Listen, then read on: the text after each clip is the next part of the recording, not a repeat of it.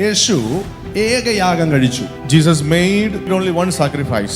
യേശു എല്ലാ വർഷവും കഴിച്ചില്ല, ഒറ്റ യാഗം കൊണ്ട് സകലതിനും പൂർത്തി വരുത്തി. He made completion through the only one sacrifice. എന്നിട്ട് യേശു പിതാവിന്റെ വലത്തുഭാഗത്ത് ഇരിക്കുകയാണ്. He is sitting at the right hand of Father.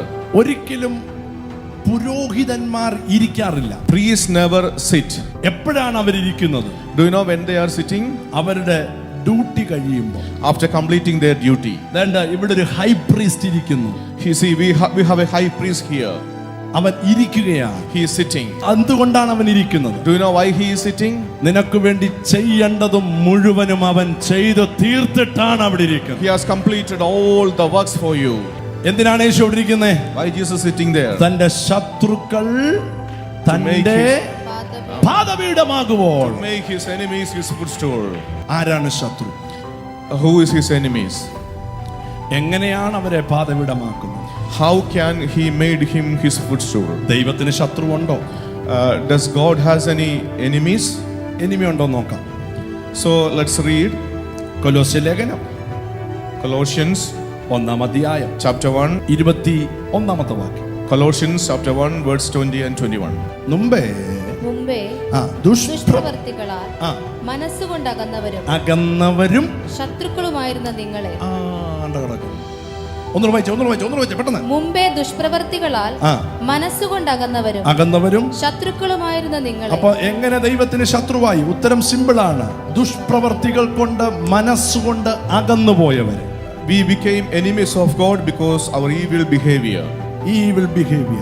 ഇതെപ്പോഴാ സംഭവിച്ചെന്നറിയാമോ? When did it happen? ആദാമിന്റെ വീഴ്ചയ്ക്ക് ശേഷം. After the fall of Adam. ആദാമിന്റെ വീഴ്ചയ്ക്ക് ശേഷം After the fall of Adam, സകല മാനവരാശിയും, all the mankind, ദൈവത്തോട് അകന്നു. they left from God. അതുവരെ ഗ്ലോറി അവരെ control ചെയ്യുവാൻ. So far glory was controlling. Adam മഹത്വത്തിൽ സഞ്ചരിക്കുന്നവനായിരുന്നു. Adam was traveling in the midst of his presence. വിട്ടുപോയപ്പോ, so when glory left him, അവന്റെ മനസ്സ് control ചെയ്യാൻ തുടങ്ങി. his mind began to control him. അവന്റെ തലമുറകൾ ദുഷ്ടന്മാരായി മാറി. His generations became wicked people. അവരെന്തെങ്കിലും ഒരു തെറ്റ് ചെയ്താൽ ഉടനെ, so whenever they are making any mistakes, അവർ ദൈവത്തിന് അകലാൻ ശ്രമിക്കുകയാണ്. they are മനസ്സുകൊണ്ട് അകന്നവരും ദുഷ്പ്രവർത്തികളാൽ ശത്രുക്കളായവരെയും എന്നാ ചെയ്തെന്നറിയാമോ?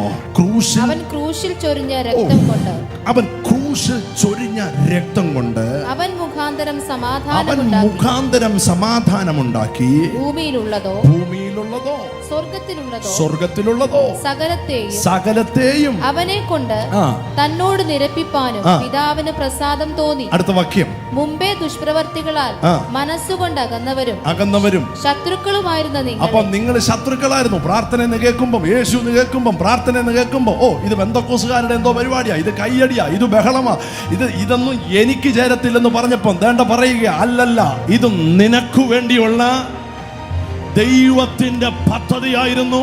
മനസ്സുകൊണ്ട് അകന്നവരെ, you were alienated from God. ദൈവത്തിൽ നിന്ന് മാറിപ്പോയവരെ, you were set apart from God. ഇത് കണ്ടിട്ട് ദൈവത്തിന്റെ മൈൻഡ് വിഷമിക്കുകയാണ്. God became sad. മനുഷ്യരെ ഞാൻ എനിക്ക് വേണ്ടി ഉണ്ടാക്കിയതാണ്, because I made man for me. ഇപ്പൊ അവർ എന്നോട് അടുത്ത് വരുന്നില്ല. Now he is not coming to me. അവർ എന്റെ അടുക്കൽ മാറിപ്പോകുകയാണ്. he is going far away from me. ഇവരെ പിശാച് ഇരുട്ടിലേക്ക് നയിക്കുകയാണ്. and Satan is leading them to darkness. അതുകൊണ്ട് പാപം, so sin, രോഗം, sickness, ശാപം, curse, മരണം, death, തകർച്ച, all the destruction, അവരെ ഭരിക്കുകയാണ്. it is ruling them. ഇതിനെന്തൊരു പോംവഴി? so how can we solve this problem? ഇതെങ്ങനെ സൊല്യൂഷൻ ഉണ്ടാക്കും? how can we solve this? ഉടനെ പുത്രൻ എഴുന്നേറ്റ് പറഞ്ഞു. so when Jesus the son, ഞാൻ പോകാം, എന്നെ അയക്കണമേ. go, I shall go. ഞാൻ പോകാം, എന്നെ അയക്കണേ. send me now. തേജസ്സിലിരുന്നവൻ, ദൂതന്മാരുടെ ആരാധ്യ പുരുഷൻ, he was worshipped by the angels. മനുഷ്യനായി ഭൂമിയിലേക്ക് വന്നു. he came to the world as a man. 30 വയസ്സുവരെ മാതാപിതാക്കൾക്ക് കീഴടങ്ങി. and he obeyed his parents for 30 years. 3.5 വർഷം പ്രസംഗിച്ചു. 3.5 years he preached. അന്നത്തെ ഏറ്റവും നീചമായ മരണം, the worst death at that time, ക്രൂശീകരണം, it was crucifixion. യേശു ഏറ്റെടുത്തു.